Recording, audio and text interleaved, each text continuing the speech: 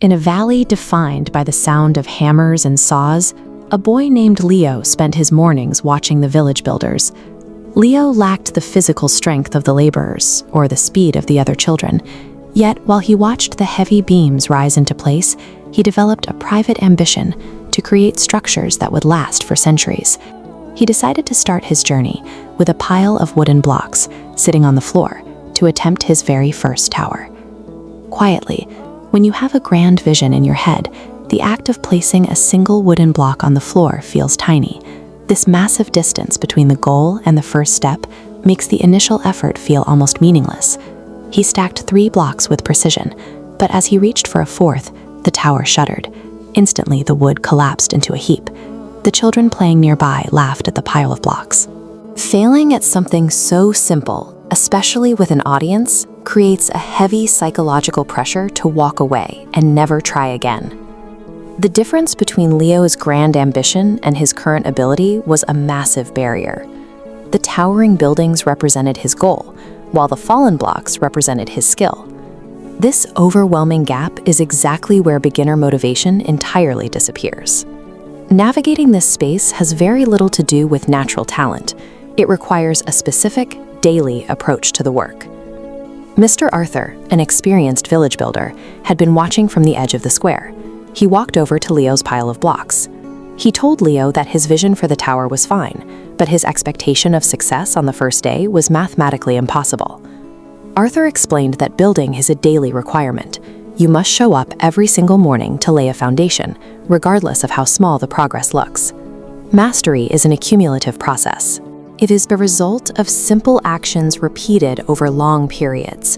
Leo returned to his blocks the next morning. The tower fell. He returned the day after, and it fell again.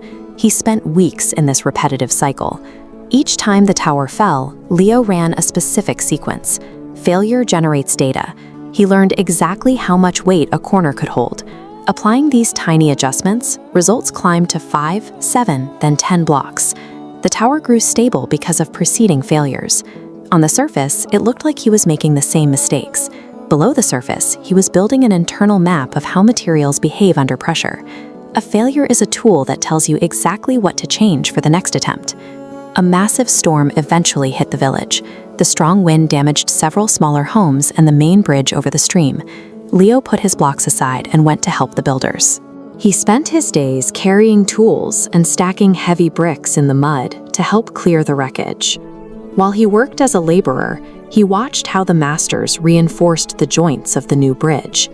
He saw how they angled the wood to shed water and distributed the weight across the stone foundations. Practical repetition combined with active observation is the fastest way to bridge the gap in skill. Leo was learning the techniques of the masters while doing the difficult daily work of a helper. Back in his room, Leo returned to his blocks. He used the same bracing patterns he had seen the builders use.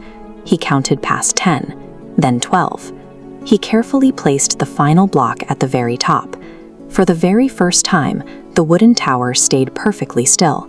Gravity was no longer pulling it down to the floor. Mr. Arthur visited him that evening and nodded at the work. He told Leo that complex things are the result of building slowly. The standing tower was simply the visible result of all the days Leo spent watching his blocks fall. Years turned into decades. Leo stayed in the village, building hundreds of small sheds, houses, and finally the massive bridges that spanned the entire valley. His reputation as a master builder grew with every project he completed in the rain and every foundation he dug by hand.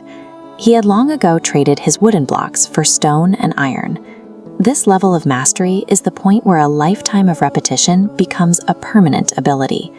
The structures he built were now as solid as the habits he formed as a boy.